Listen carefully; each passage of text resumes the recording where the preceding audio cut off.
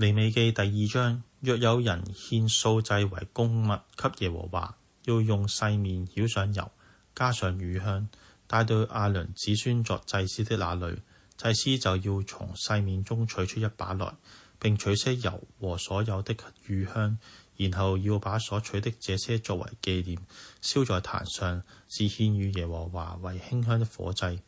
素祭所剩的要歸給亞倫和他的子孫，這是獻與耶和華的火祭中為至聖的。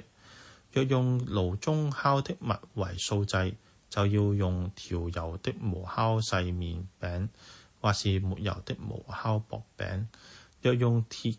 鑑上做的物為素祭，就要用調油的無酵細麵，分成筷子，澆上油，這是素祭。若用煎盤做的物為素祭，就要用油與細麵做成。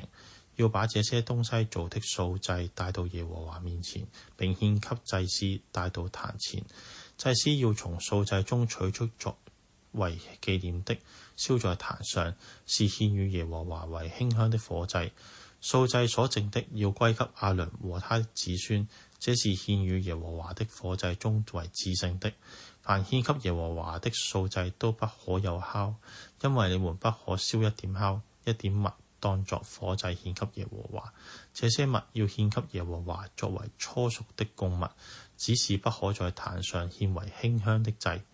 凡獻為素祭的供物都要用鹽調和，在素祭上不可缺了你神立約的鹽。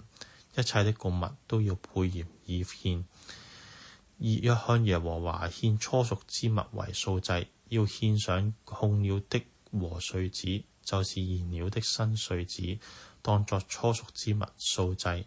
並要抹上油，加上乳香，這是素祭。祭司要把其中作為紀念的，就是一遮燃了的和穗子和一些油，並所有的乳香都焚燒，是向